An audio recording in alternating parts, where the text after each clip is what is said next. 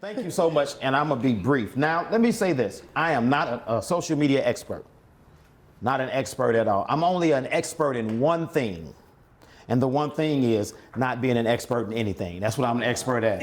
And so, but I'm just gonna talk about what we've done.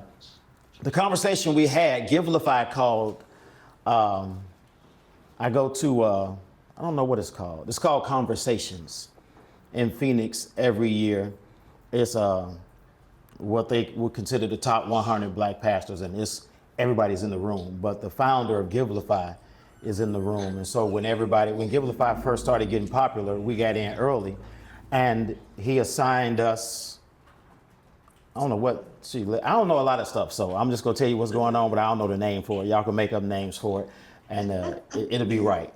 But there's a lady who calls us every quarter to talk through strategies for giving, because we aren't the church that receives the most. You know what, I'm sorry, tell everybody, because everybody doesn't know what Givelify is. Okay, Givelify is a mobile app where people can give to your organization. If your organization has signed up with Givelify and somebody comes and they're in the vicinity, it'll get their location, it'll bring you up, or if you're on there, they can look you up on Givelify, and it's a great giving platform where people can keep records of their own giving. They can download their giving statements at the end, so that takes the pressure off of you. It's just great. So Mike from Ohio's got Givelify? Probably. He probably does. Probably. And it's for, and let me just say this, I'm sorry, Pastor, it's churches, nonprofits. Yeah, and nonprofit, businesses. yeah. So you can be for-profit, nonprofit, you can be a church, you can be an organization. Yeah. Anybody that accepts donations, yeah. And so they saw a trend, and we're not like one of the churches that produce or gross the most in Givelify. But what they were asking me a question about, they said every hour of the day, 7 days a week, somebody is giving the baby. How does that happen? Here's my most honest and Christ-centered answer. I have no idea. I have no idea. And we just had another quarterly meeting with them, and we are 35% ahead of projections already this year. This year, yeah, and it's we have now our giving percentages are 50% male and 50% female, which is not the national average. Our trend is growing more toward young men who are giving more, and our yearly average is up like 25%. So they take everything you received and how many people gave, and they make that an average, and everything is up. And it's because of how we appear socially. We have, like, I don't have a big personal following. The church doesn't have a big personal following, but our impact is great. Now, I'm connected to people who have my little brother may be, as far as pastors is concerned, in the top 5 with pastors with a personal following. He probably is in the top 5 in the world. And he does it well. And we talk a lot, and he asks me questions about, well, what made you do that, and how did that work? And I'm telling him, well, half of the world is watching your reels. Why are you asking me? And he was like, but for the people that follow you and how much engagement you get, it's just really, really stunning. And so today we're going to talk about this case for connecting, and you're doing compelling preaching. And so if you can subscribe to compelling preaching, then all of this has to make sense unless you're just preaching to be heard by yourself. Mm-hmm. Some people do preach and teach because they like to hear themselves speak. But there are some people who believe they have something to say to represent somebody greater than them. And so if that's who you are, then this is just a case for connecting. We wanted today just talk about how you can overcome social media fears, those same fears. The one you spoke about got me too. Another one that had me in the chokehold wasn't just I didn't want to seem like self-promoting. It seems like to me the more people know you, the bigger target you become. Mm-hmm. And I didn't want to become a target because I'm from Gary, Indiana. And we don't take lightly the bullies, and I only know how to deal with them one way, and I didn't want to end up on the news for the wrong reason. And then want to talk about social media so you can understand its ministry value. It has value, but you just have to understand what that value is. And then We'll have some talking points. We're going to do some discussion amongst ourselves. We're going to talk openly because, again, I'm just telling you what's worked for me. It's only proven because it worked for me. I haven't tried it with anybody else. So that's great. And if you have a question, they can ask questions while I'm talking, right? Yes. Oh, absolutely. So please ask Yeah, questions, we want a because if you like conversation. wait to the end, I won't have a clue of what I said. They'll have to run the tape back and we'll be all right. So the first thing I want to do is dismantle the fears and reshape the narrative as it deals with social media, because social media is like money. It's amoral. It's not good or bad. It's what you use it for that can become good or bad. So some people try to demonize social media, and anything that's not in the King James Version is the devil. But we have to realize that God doesn't change, but times do, and people change. And so how do we deal with those things? So first of all, many clergy fear social media because they think it's worldly or a waste of time. Just because people in the world use it doesn't make it worldly. It's like music. Middle C on any piano is middle C.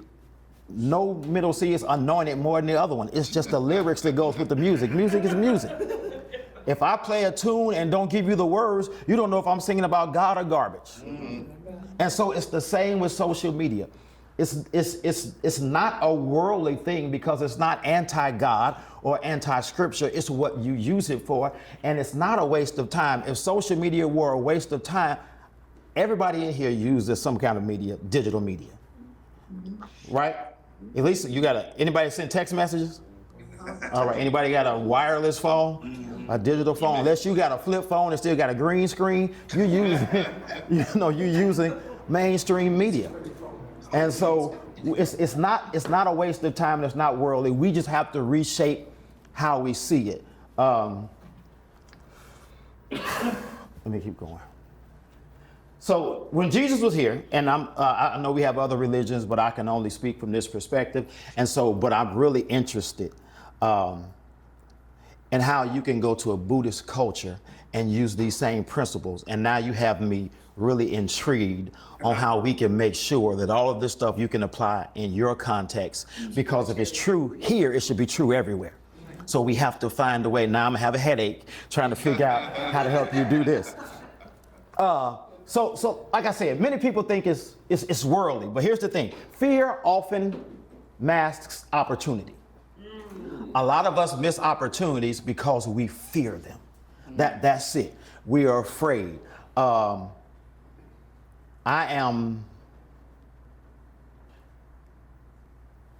can I say this?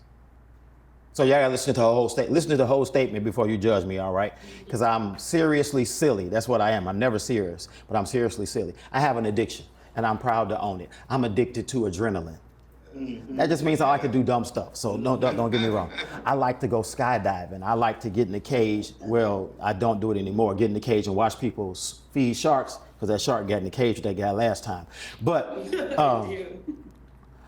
I love tigers, lions. I love big cats. I don't like house cats because they're too sneaky, but I love big cats. I got a scar right here from a tiger. I have a scar right here from the fang of a tiger, and 2 in my eyebrows because I grew up with a guy named Gary named Roy Boy, who owned a tattoo shop and raised tigers, and I thought they were just the biggest, cuddliest teddy bears. But I got a chance to experience something that other people won't experience because of fear. Because they've been watching Tarzan and Jungle Book, and they think that all tigers want to eat you up, and they don't even eat people. But I got a chance to be around these big cats and watch them, and watch how majestic they are, and watch how they deal, and just experience the time of my life, only because I didn't let fear stop me, because fear was just masking an opportunity that not many people have. And I know somebody saying, well, I'm never going to do that, but that's all I had to give you. Jesus taught in synagogues and on mountainsides, and today the hillside is a homepage. Wow. Jesus went to the hilltop. He went to the mountainside. They came to see him. Today, the hillside is a homepage. Before people come to listen to you in person, they're going to check you out on the internet.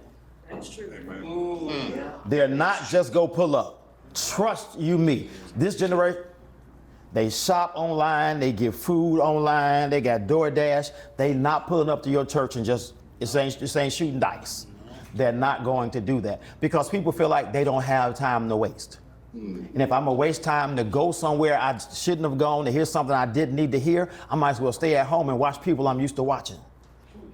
So your hillside, your mountainside, the first one is going to be a homepage. And so we have to make sure that when people come to see us, we are presenting the picture we want them to see. You have the opportunity to decide how that picture is going to be viewed. The one thing social media has taught me is that cameras work best when you got the right angle. Am I right? So the right angle can make you appear to be more than you are, or make you appear to be less than you really are. So you have to make sure that when people come to your homepage, they're getting the perfect picture of you, because you might not have time to explain the picture. Exactly. Yeah. Exactly. So you have to make sure that when people see that picture, they're seeing exactly what you want them to see, because you don't get a chance to explain. Right. So that's what it is. That's what your home page is, whether it's Instagram, whether it's Facebook, whether it's a website, or wherever else we show up online. I really don't know. I probably should have brought my team here to talk about that. I don't know where I am. Some lady told me Sunday, when she united with us, I watched you on TV for a year. And I said, I'm not even on TV. She said, oh, yes, you are. And I looked back, and they was like, yeah, you're on TV. I didn't know. So, but wherever people see you, wherever they come to find you, you have to make sure they're seeing the best of you. That's right. You have to put every intention on how you are viewed digitally as you are in your meeting space. Maybe even more so. I was looking up this statistic on the way up here. Anybody watch the Super Bowl? Anybody excited that the Eagles won finally? Well, shout out to Jalen Hurts, that's my fraternity brother. But you know where they made the most money at during the Super Bowl? During the halftime show. Commercials. That's where the money is. Commercials. Not ticket sales. Yeah. Commercials. They have to pay for it. Who's watching commercials? Not everybody. Not the people at the game. They don't see commercials. It's people at home. Yeah. They paid $8 million Yeah. for a 30-second slot Yeah. to advertise to people who weren't even at the game. Right. They made more money on advertising to people who weren't there than they did advertising to people who were there. Yes. The Super Bowl figured that out. Who are we marketing ourselves to? The people who are already in the sanctuary? Or the people who have the opportunity to come to the sanctuary? If we're going to stick with who we already got, we're only going to have what we've always had. What's the man? Mike? Yeah. What's his name? The guy that gave you? Mike. Mike, has he ever been in your church? Nope. When the last time Never somebody physically there. never physically been in your church? Never physically there. When was the last time somebody just randomly, who you never talked to, who you never met, who you never had to pray for, you never had to go see him in the hospital, just gave you $75,000? It's the first time. And it's because you made yourself visible where he could access you when he wanted to access you. Yeah. A lot of times we say, I don't have to stream, you can get up and come to church. Until your job tells you can work from home. Until during the pandemic when you couldn't go to church.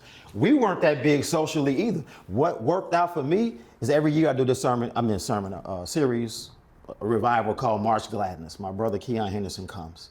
And in 2020 he came and we were doing our capital campaign, and it was to upgrade everything in the sanctuary so that we could have a digital presence. And people said, we don't need all that. We're not giving to that. Now, before, anything I asked for, got it immediately. This year, they weren't giving like they wanted to give. And the last night of March Gladness is when we shut down, when the world shut down. The last night. I mean, shut down. Don Lawrence was there with us for a week. He had to leave after service to catch the red eye home because they thought they were going to cancel flights. Everything shut down. That Sunday, they couldn't come to church. That Monday, I had every dime I needed because now they figured we're going to have to make sure us can attend church because we can't get there.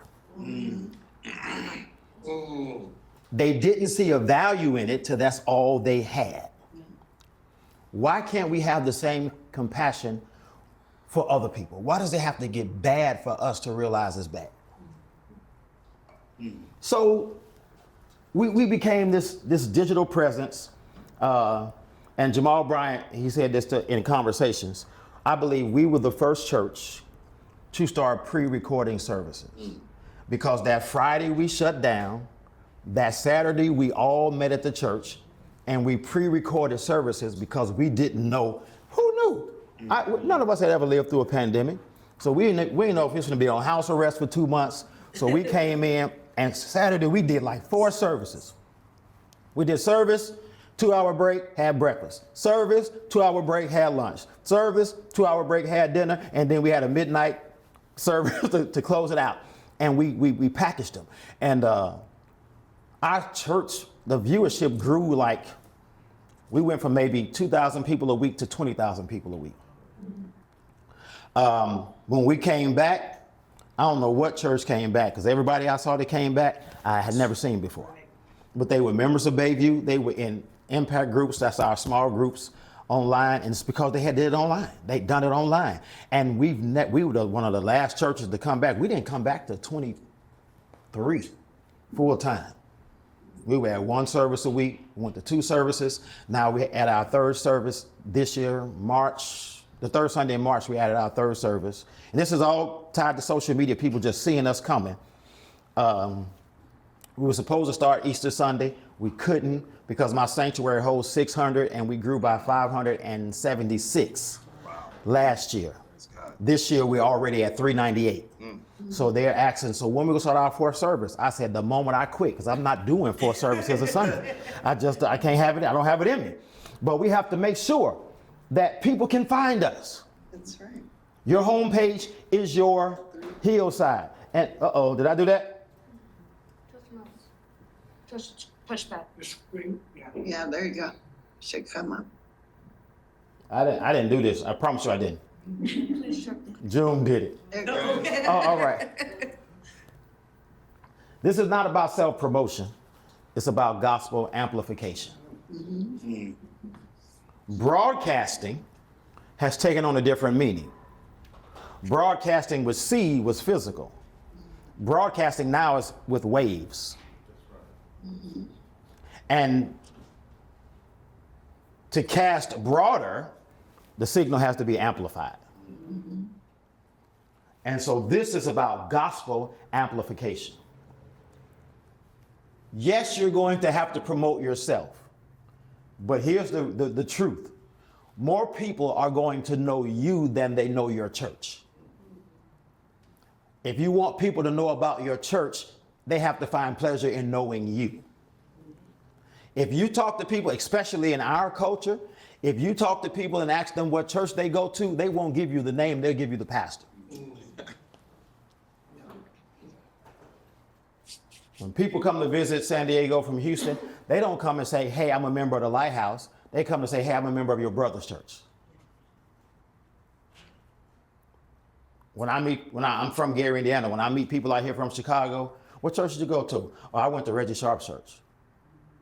I went to Dates Church. I went to Charlie Dates Church. I know what they're talking about, but people identify more with people than they do buildings. And people are going to identify with you. Go follow Bishop T.D. Jakes and then look at the Potter's House and see who has more followers. Look at my little brother. Look at Keon Henderson, Pastor Keon, and then look at the Lighthouse. He has who. Go follow Rick Warren. He's retired. And then go follow Saddleback and see who has the most followers. Because we're drawn to people now.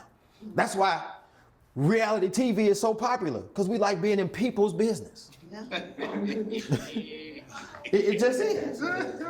Yeah. And I'm just saying that to say, you don't have to be a celebrity. I'm not saying that. You just have to be faithful. Whatever you're going to do, you have to be faithful in it and faithful to it. You're going to have to be consistent. People love consistency. I love the Big Bang Theory. Yes. And I know every day at 4 p.m. on TBS, except during evil baseball season, the Big Bang Theory is going to be on. When it's not on at 4 p.m., I'm mad because that's not the consistency I'm used to. We have to be the same way. You ever pull up to a store or a restaurant that you expected to be open and it wasn't? Remember how mad you got? Remember. That's how people are going to feel when they start looking to you and you fall off. Yeah. Okay. Wow. Hold on, we gotta take notes on that one. It's going to happen. When they start looking to you, if you fall off, you know it's going to be a problem. And we'll talk about how you can't do it by yourself, but we'll talk about that in a little bit. And here's a statement that I want to clarify. I made this statement, but I'm not knocking it. No, you talked about becoming influencers. I want to take it a step further because you're bigger than an influencer. This isn't about becoming an influencer. It's about becoming an instrument. Romans 13 says, offer yourself to God as instruments of righteousness. So you don't want to just become an influencer. You want to be an instrument. An influencer does so for their benefit. An instrument only exists for the artist. That makes sense? Yes. It's good, Terry. And so if I'm going to be an instrument, that means God can use me how he wants to use me, and I can't dictate how he wants to use me. I just have to, go along with it. So God's word has always used the language of the moment, and today the language is digital. That's good. It is digital. Everywhere. Everything is digital.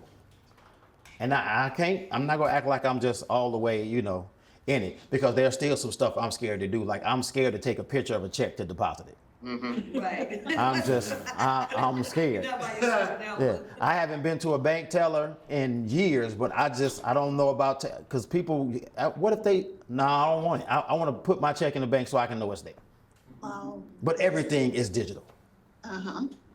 So people don't leave the house no more. People go grocery shopping in the tub.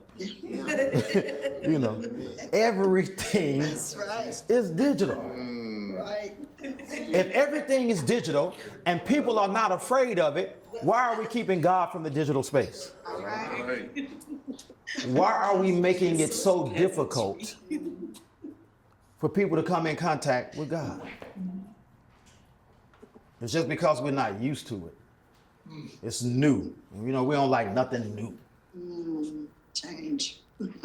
Change is a cuss word, especially in our community. All right, now let's reframe this resistance.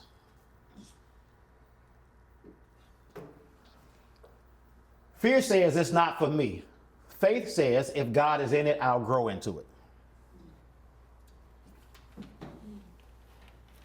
And let me say this, there has been nothing created ever that God could not gain glory from. Because anything that's created, he created it.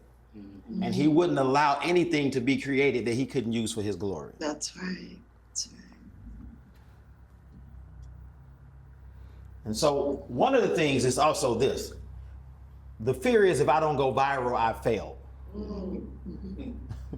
You don't have to be viral, just be visible. Right. It's a place in Chicago called Pookie's Crack Cakes. It's another one called Brown Sugar Bakery. When I was in Chicago a couple of weeks ago, we went, it opens at 10. There was a line around the block at 8 a.m. Their hours are 10 a.m. and a dash. And that dash means until we sell out, because we always do. They don't have 1 million followers, but for the people looking for something, they made themselves visible, so everything they got is gone every day. It's a place in San Diego called Surf and Soul. Surf and Soul sells out every day. They don't have a big following, but they're visible to people who are looking for what they have. Let me tell you this. Write this down. Make yourself a solution, and the people with the problem will come looking for you. Wow. But you gotta show them. Online presence builds trust. Trust builds engagement. Engagement increases giving and participation. I can attest to that. And you never know. So we have people who give in Africa. We have people who give in Japan. And when they show you the thing, map on Givelify, they show you it's like a little dot where people give from. Well, it was some dots in the middle of the ocean. And I said, y'all trying to get me caught up. It's gonna look like I got a drug cartel out here going on. Because people giving from in the middle of the ocean where ain't nothing there, they gonna know something is wrong. But two young ladies came to Bayview Sunday at our 9:15 service, and my deacon chairman came and said, those two young ladies, African-American young ladies, well, African, are from Paris.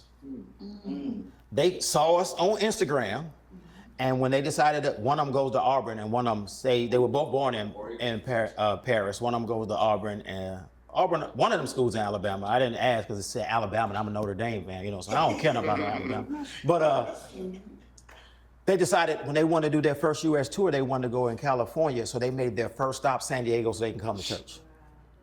Now, I don't speak French, and they spoke very little English, but whatever we presented them made them make that. They flew over New York, flew over Atlanta, flew over Chicago, flew over Houston, flew over Dallas to come to San Diego. They could have flown into LA, but because the church caught their eye, they started there.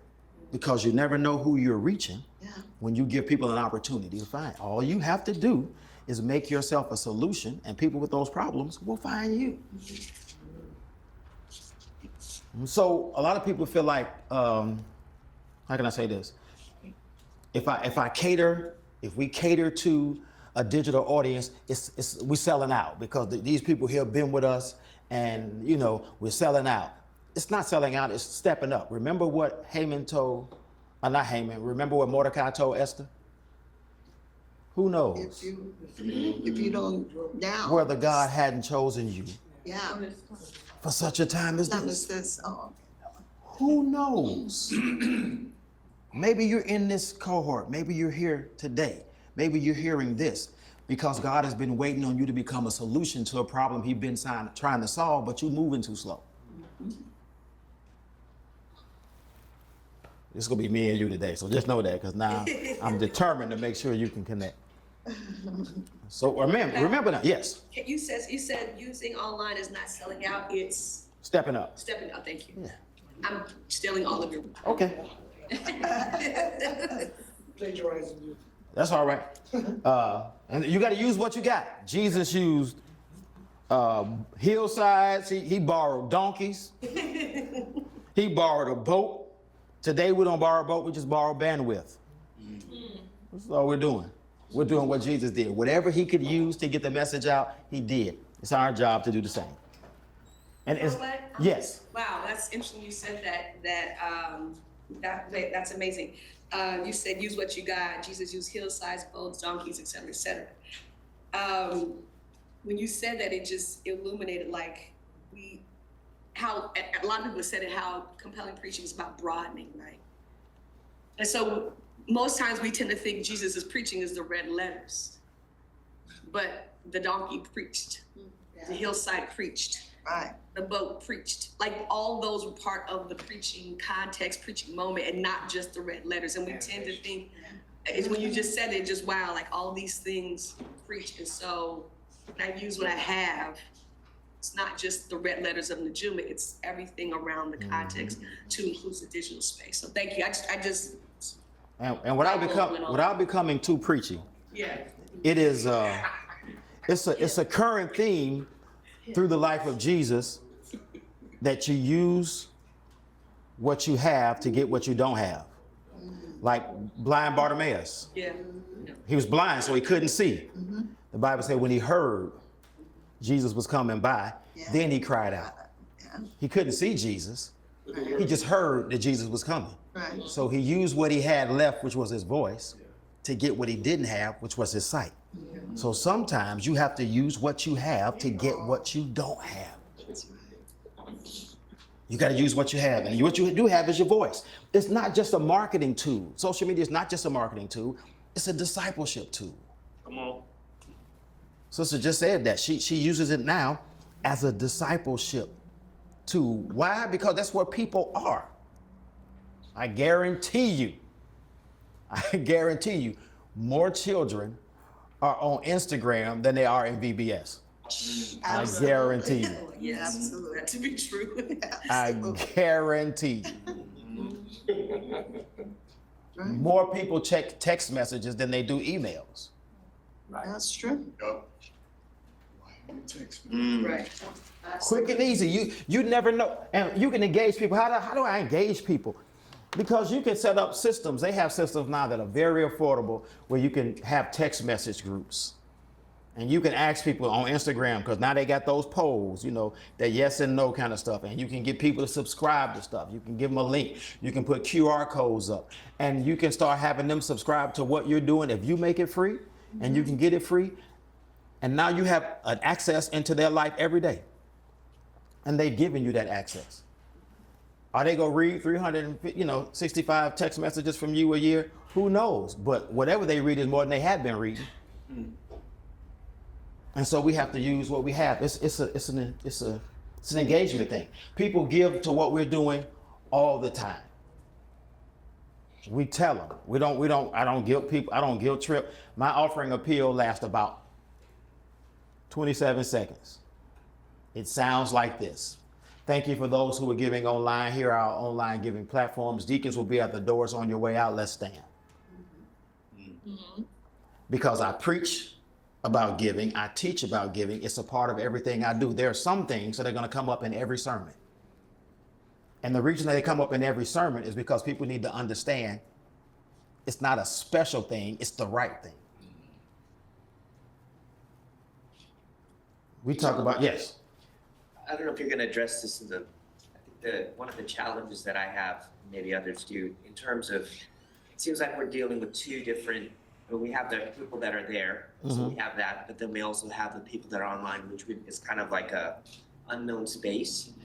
And should we be engaging them in different ways, or can you engage just as you focus on the here and now? With how do you balance that? The two spaces at one time, or are they completely different? How do you? I would say intentionally, and I will get to that, but let's talk about it now in case I forget that question.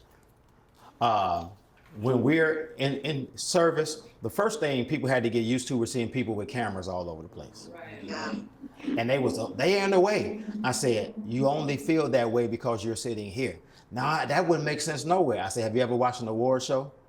Like, yeah. I said, how do you think they get the camera in the singer's face? What do you think that camera is?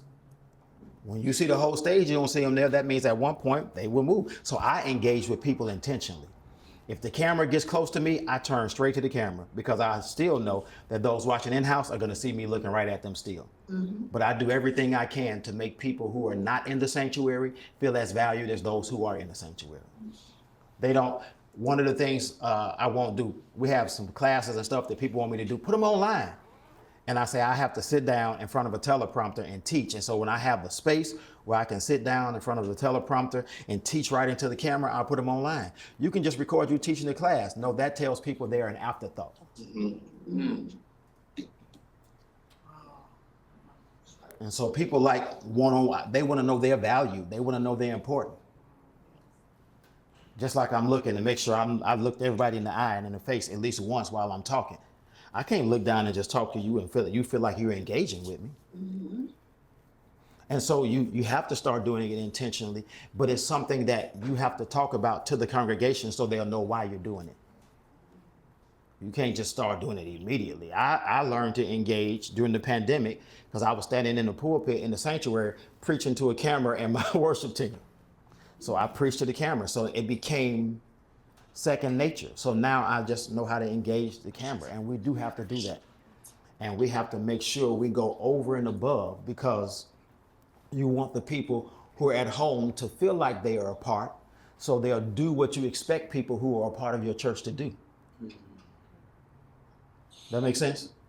You want them to feel as valued, seen, as and heard as the people who are sitting in front of you. Right. And so we have to do it. But then there's also a way you can engage them offline and set up stuff during the week. And we'll talk more about that so that they still feel connected even when they're not there. Because Sunday can't be their only point of connection. Because now, viewing Sunday morning services or viewing services online has become as common as binge watching a series. And you know, I binge watch, what's the last thing I binge watched? Oh, actually it was David. On Prime, they getting real saved on Prime, and they got The Life of David.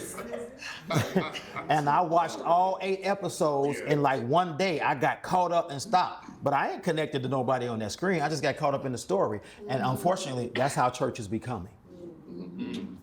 It's becoming something to enjoy, not engage with. So we have to make sure that we intentionally engaging with people. Now, Pastor Brooks, engaging with the camera and with the people, for those who are doing live streaming, and people are engaging in comments, do you use assistants or individuals to respond immediately or without assistance? It depends on who we have available. Okay. And I'll tell you why toward the end. So write that down, and I'm gonna tell you why toward the end. But I want you to know that this is the honest to God truth. If you want people to engage, it has to be intentional. Because listen, every like or share is someone saying something. Every like or share saying, this fed me, this touched me, this moved me, this made me think about God. And more than people commenting on what you're doing, you want people sharing what you're doing. Because that says more to whatever platform you're on. If they comment, just the people you know see it. If they share, everybody they know sees it. And so when you can get people to share it, but you have to, tell them, if you appreciate this, like it and share it. Just ask them. They'll be like, oh, okay, and do it. But if you don't ask them to do it, they're not going to do it. Because in their mind, they're just scrolling. They're just scrolling. So that's how that works. So I don't want to be self-promoting. I'm not tech savvy. What if people judge me? We can't really control people. And we know now that people go people and there ain't nothing we can do about it. But Mark 4:1 said, and Jesus began to teach by the lake. The crowd was so large, he got in a boat. And that lets me know that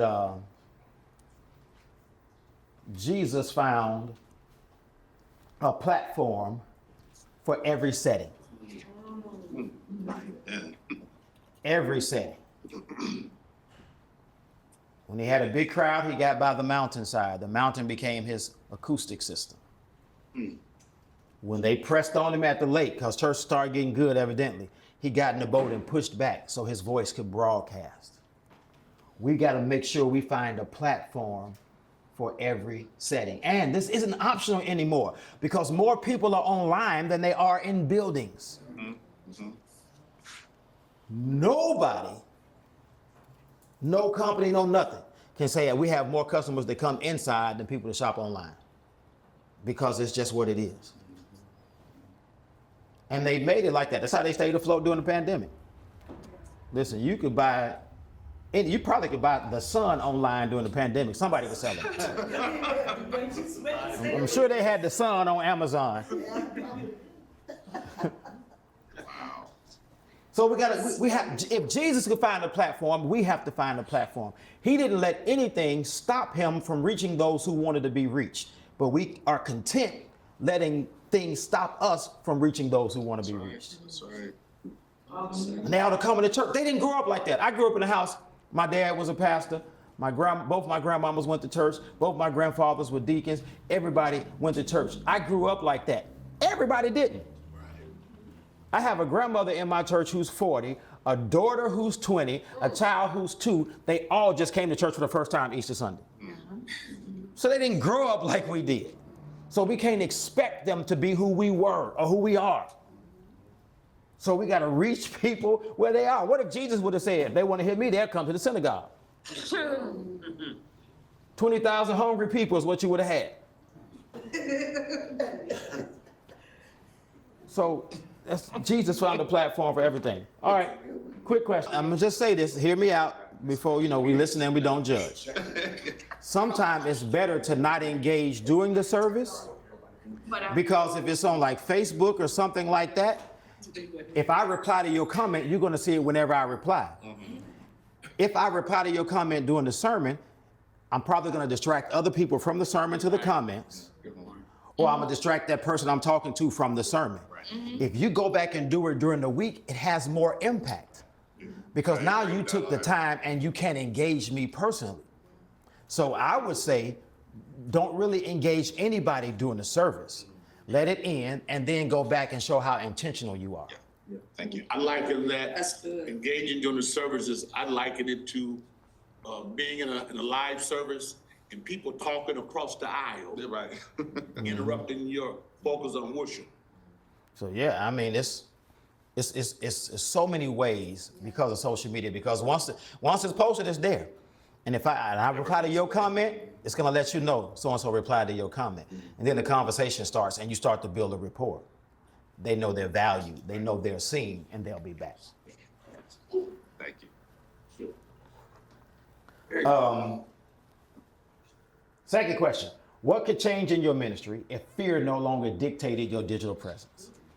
Dude, Consistency. that's it right there. Consistency. Transparency. Transparency, Growth. growth. That's a good question. This couple joined Sunday, a white couple, and the lady just said, I've been watching you on TV. And I'm like, I ain't on TV. She was like, yeah, you are. She said, we've been dating for a year. Wow. But talking about her husband, and baby. Yeah. We've been dating y'all for a year, but now we're married. Yeah. Wow. That's a good one. Yeah. I said, wow, a whole year. Yeah. What if we missed a couple of weeks? Right. So you never know. Listen, it used to be, I know I need to find God. I'm just going to church. Now they go shop, and they use the internet like Amazon. Now you're on Amazon, you see it, you better check the seller. You might be finna get had. If they've been in business 8 years and sold one product, don't buy from them. But that's how people do with churches, because they want to make sure you're consistent. They want to make sure what they're saying is the real thing. They want to make sure you just didn't have a good Sunday, because everybody has one good Sunday. Yeah. Even the worst batters hit a home run at least once. So, That's it. yes. How do you alleviate that pressure of keeping up with your own momentum you feel? Like, cause like you're at a place right now where you can't afford to have a perfect day. You can't afford to misspeak. You can't afford to, for worship to be whacked that Sunday because you got 20, 30,000 watching now. How do you emotionally manage that? That's always been my mindset. I've always been like consistent and persistent. Like when I was in the program, when I first talked to June, they wasn't reaching outside of the city. It took several conversations to convince her, but I'm saying no. I know what you're saying, but here's what I'm saying. I can make it there. She's like, but this is for local pastors. I hear you, I got you. But what I'm saying is, so I've always just been that persistent. Now I misspeak still. I have off Sundays still, but it seems like when I think it's an off Sunday, everybody else don't. So when I think I'm the man, they be like, yeah, that was pretty cool. When I'm like, wow, I should have rethought that, it's overwhelming. And so I just make sure one thing I am consistently is me. And that's all I can be. So I'm gonna always be me to the lowest denomination. I guess I'm gonna be me. I don't wear a title. I don't wear a tag. I don't try to be anything other than me. So whether I'm at my good or my best, you don't know, because I'm always me. Gotcha. All right. So ministry reach equals digital reach. Every post is a pulpit, every share is a seed. I told you before, every time you post, that's you. making a platform for yourself. Every time somebody shares it, they're planting a seed for you in somebody else's life. Because people scroll more than they sit. They scroll more than they sit. As a matter of fact, while they're sitting in church, somebody's scrolling while they're in there. Yeah. But since they scroll more than they sit, and the Bible says, how can they hear without somebody preaching to them? Why not you? And we got to get out of this habit that the only way you should, preaching has to be in the pulpit. Preaching doesn't have to be in the pulpit. If you have something to say and you say it, it might not be preaching the gospel, but it's preaching. How many times have you heard a coach say, and I preach to my players over and over again? He's not talking about a text. He's not talking about hermeneutics or homiletics. He's talking about redundancy and repetitiveness. And so remember that. And start where you are. One of the things, we were sitting in this room, Dr. Murray, Mark, June, and it was a bunch of pastors we were around. And I said something, I don't remember who I said it to, but they were talking about frustration and not being able to do what other churches were doing based on how they felt, that comparison thing. And I said to him, my friend, I said, the problem you're having is you're pastoring the church you want instead of pastoring the church you have. And I'm telling you, when you're engaging people, engage the people you have, not those you want to be there. Engage who's there. Because shortcomings, mistakes, misspeaking, whatever it is, they're there already for you with all of that. You can get better as you draw more, but give them what they're looking for you right now. So give them what you have right now. Don't deny him when you never know what God can do and what he'll use. God has blessed us in these last 2 years tremendously. And I honestly, this is the most honest thing I can say. I can't give you a reason why he's doing what he's doing. You know, some people try to point to it. It's because I did this or it's because I did that. I can't tell you because I'm doing what I've always done. It's just God has decided to put us in the front of people who are going to buy into, get connected to, and engage what we're doing. That's the only answer I have. Every time we meet with Givelify, and I'll send you the recording, you can send it out. My answer to them is, I don't know.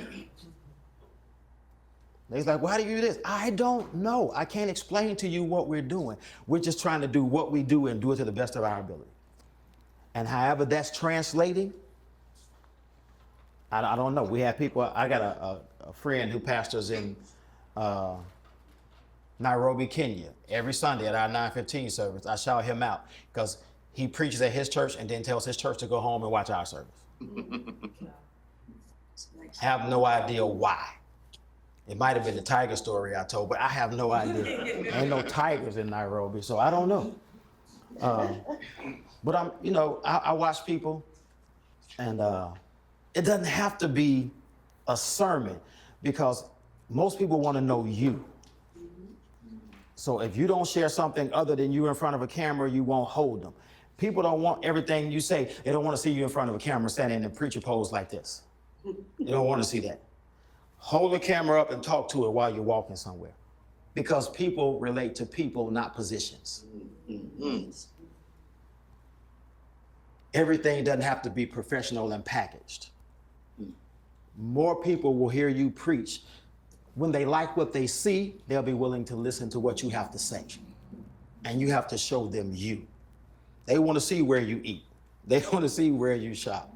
They want to see how you look when you're traveling. I mean, it's nonsense. They just want to know you because it makes them feel like they know you. That's all it is. And so they really want to get connected to you. Here's a saying we use at Bayview. Every member is a minister, not a preacher. Every member is a minister, which means you have a ministry to the body. Ministry is for the body. Every minister should live on mission because you have a mission to the world. to take the love of Christ to the world? Well, the mission field has a Wi-Fi signal. This ain't the mission field no more on a Saturday morning. You know if you're going to heaven when you die, we're not doing that no more. 'Cause let me tell you why. Because if I ain't invite you, you knock on my door, I'm not answering it no way. I'll be in the house looking at that little thing at you like, okay, No. I'm going about my business. On read. I got the rain camera. So, but the mission field has a Wi-Fi signal. That's good. Your community is no longer where you can walk, it's where you can log on. Wait a minute. Hence, Mike in Ohio has become a part of the community of the church in Hollywood. That's a big community. So, sometimes, why is it so hard for us to see ourselves bigger than we are? Because that's what this could be a question of, I don't see myself as that. Why not? And if you don't see yourself as that, change your perspective.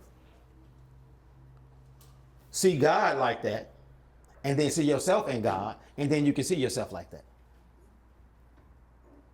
That makes sense? Yes. You say that again. So I don't see myself, because I used to struggle with these insecurities. But I started looking at God first.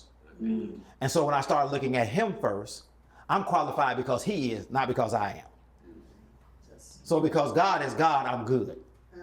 Not the other way around. That makes sense? You with me now?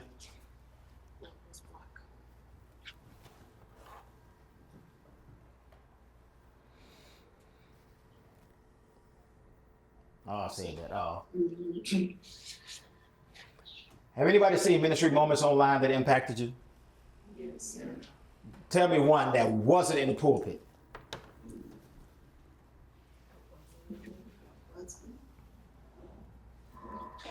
Let me tell you one that's been blowing my inbox up, because everybody sends my brother's clips to me.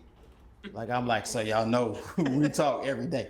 But he was just sitting in his leadership meeting last week, and he was talking about growth and leading. And he said to be at your best, you need to go through something that might seem like to be your worst.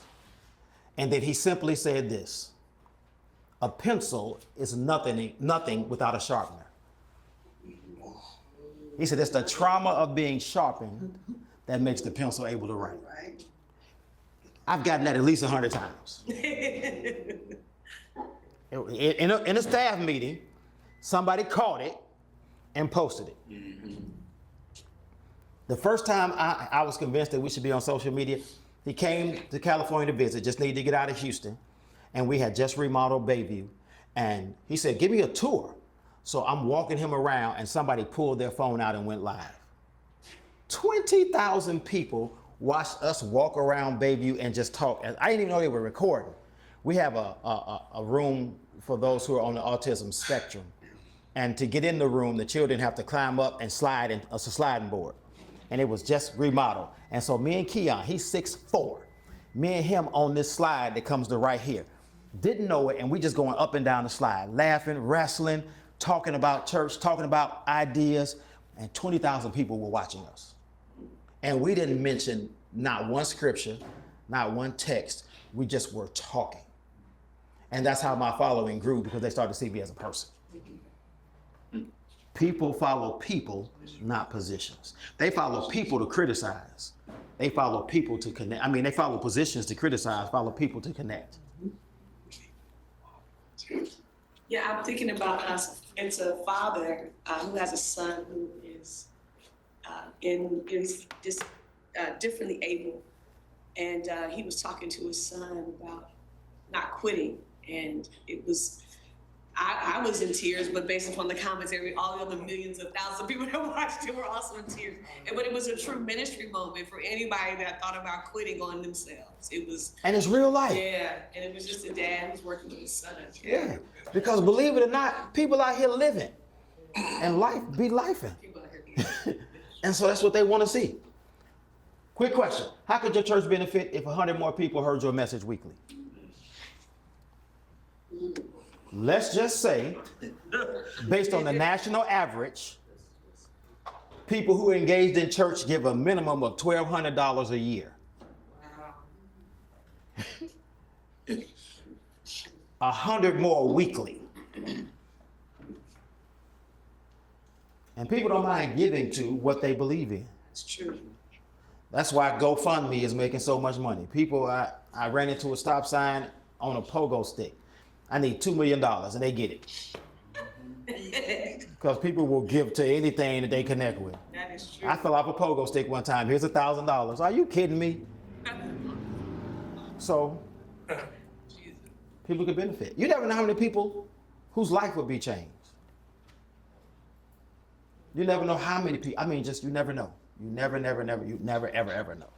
So want to make sure you do that. And I have a question. You talked about increasing our reach, right? So one of the conversations that I've been having with our guys is like you'll take parts of the message that work and clip it up and then send it out. So I'm focused on getting people and driving them physically, but also on the outside of us. So what would you say? Is it the hashtags? Is it like, what is it certain things that increases the reach, whether it be on TikTok or YouTube or whatever? timing, you have to know how the algorithm affects your account. And if you have guys that are doing that, they can look in the back office or whatever it is, and they can tell you the best time to post, what time you should post, it could be hashtags, it could be videos at this time, it could be just graphics at this time. You really have to figure it out. But I would just say start posting consistently and ask people to like it and share it. And actually ask, hey, can you just like and share this? If this blessed you, can you like and share this? If this blessed you, can you like and share this? Commenting is good, like I said, but that just stays on your page. Liking it and shares it says to the platforms that this is something people want to see. So let's show more people. That's good, okay. So, we're talking about the mission field has a Wi-Fi signal. Mm-hmm. So, based on your experience, which social media platform seems to produce like the most impact? Is it like TikTok, Instagram, YouTube? Yes.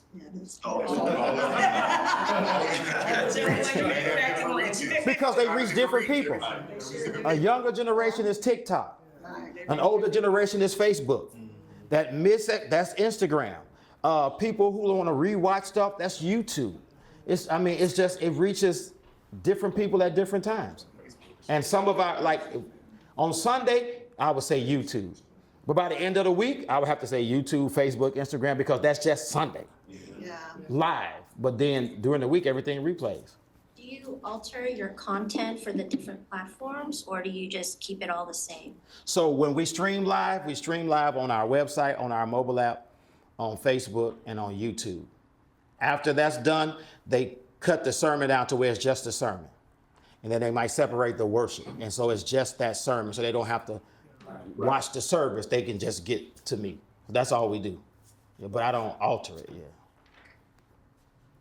Yes, ma'am. In terms of your presence, are you on the web, on the whatever the social media that belongs to the church, or is it your personal profile I have my own. connecting to the church, or are you in the realm of how you can have a page or a profile that's public and some people do private? So I have public pages on all those myself, and the church has separate pages. Most of the time I post and have them collaborate with Bayview because my following is bigger than Bayview's, and so that's my way of putting Bayview in front of people that might not know Bayview but know me. Explain collaborate, so everybody knows. So when I post something, it will post on my page, but before I post it, I can say I want to collaborate with somebody, so it also shows up on that page as well, but it's my post. It gives you the option to tag and collaborate. You want to Tag is just tagging somebody so they can see their tag. Collaboration lets everybody else know who you're collaborating with. It's a stronger method. Yeah. So if I tag you on one of my posts, you know I tagged you, but nobody will see it on your page. But if I collaborate with you, what I posted on my page is going to show up on your page as well. Got it. So for those of us who don't really engage a lot on the personal page, Facebook page. And our ministries have a larger following than us personally.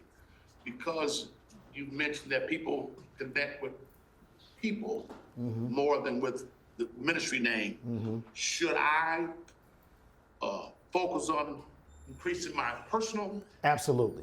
Okay. And you can collaborate that with your Right. church. Yeah. Exactly. You can, and vice versa, yeah. Good sense.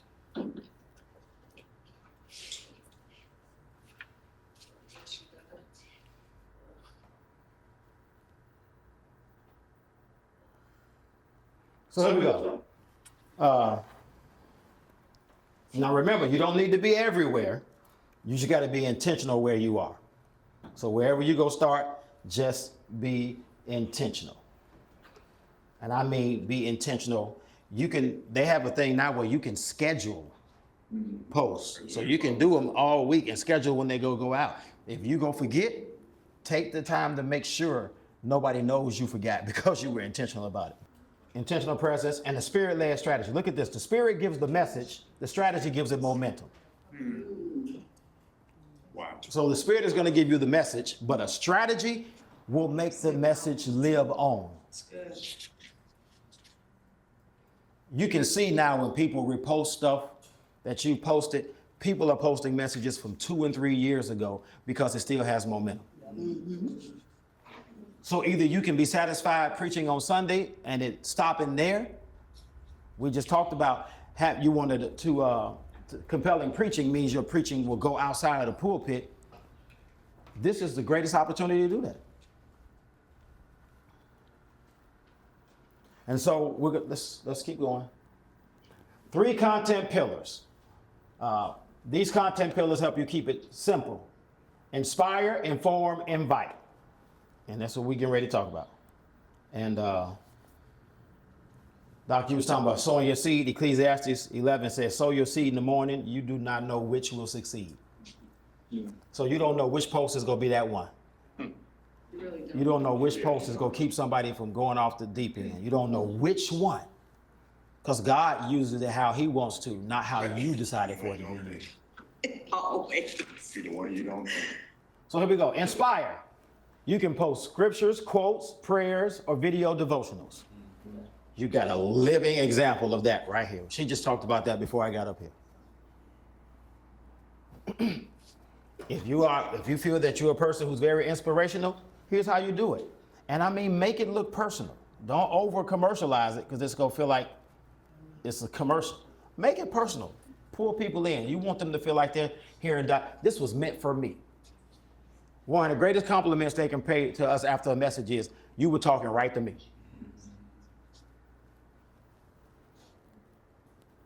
Inform.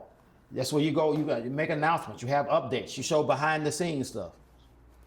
Some of the most active reels we've had this year was some of the dumbest stuff. It was one when I went around and asked people, okay, I'm giving you some grits, sugar or salt and pepper. That's all I asked them. Yeah. I saw that post. That was actually pretty good. Everywhere I go, somebody gets up and makes a comment about what go on grits. Yeah. I know it's sugar, but they don't know. See, you see what I'm saying? These heathen, I'm gonna get delivered. It's just a dad, yeah. But watch this. Can I show y'all something? That proves my point. Right. You got That started a whole class talking about what somebody's asking, what is grits? And then other folks figuring out sugar, salt, and pepper. What I'm saying, it was nothing profound. It was just engaging. Yeah. And that's what you do. But behind the scenes goes a long way. Invite. Thank you. Toward the weekend, closer to Sunday, invite people to show up at worship. Ask them to be your special guest. You'd be surprised how many people should walk up to you and say, I'm your special guest. Wow, that's good.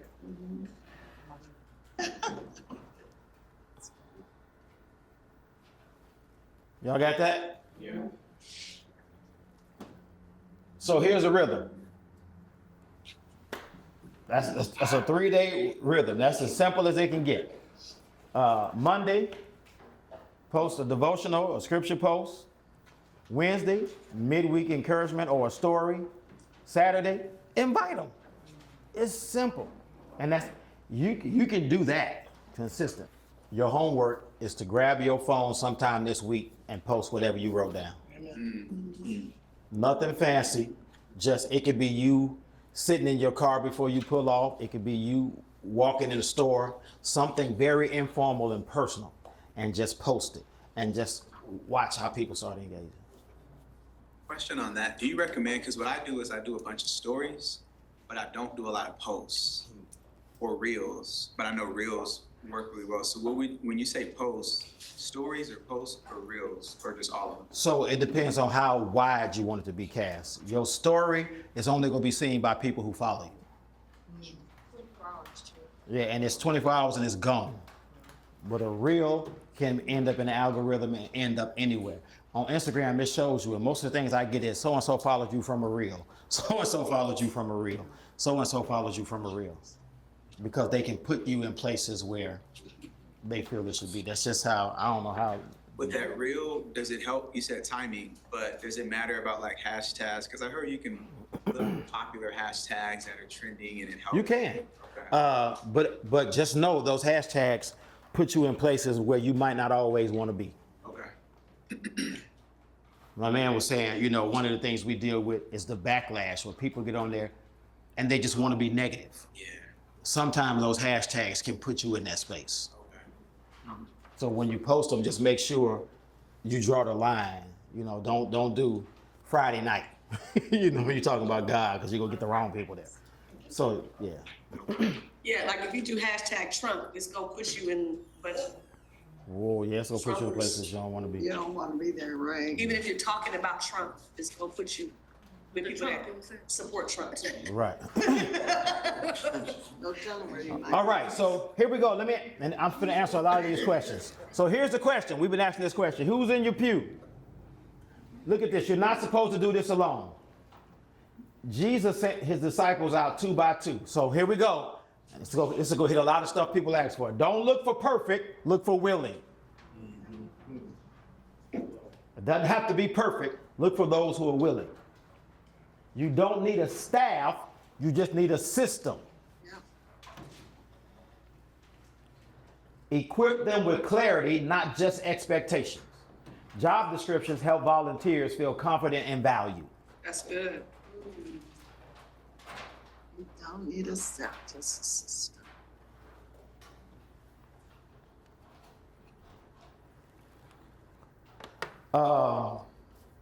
It's good. Every service, I'm sure, it's some teenagers, some young adults who own their phones the whole service. Absolutely. Why not ask them to help you? Why not say, hey, Yeah, I agree. this is how you can use your phone for the good?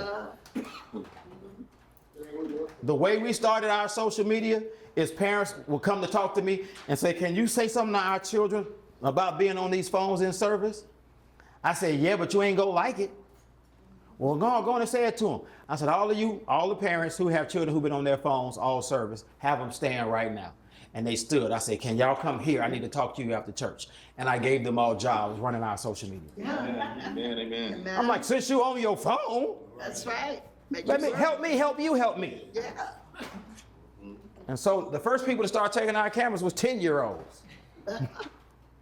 My son, who's a junior at Harris Stowe State in St. Louis, has his own photography and videography business that he started because he was working the cameras at church during the pandemic. And they fly him all over the place. He'll be 21 this month, but he's been all over the United States doing photo shoots, doing videos, because I'm like, hey, you're gonna be on that phone, here's what I need you to do while I'm doing this. Right.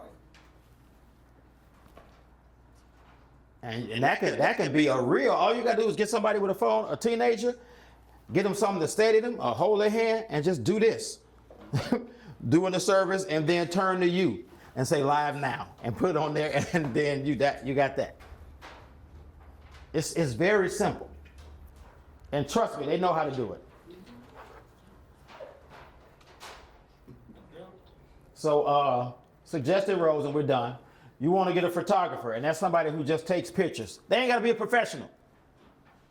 Just somebody who's willing to take pictures. And let me tell you something. An iPhone takes very good pictures.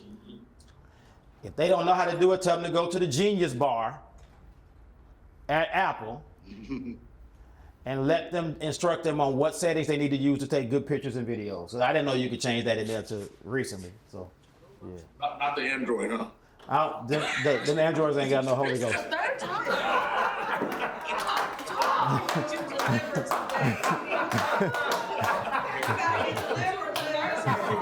Pastor Williams, welcome to the dark side.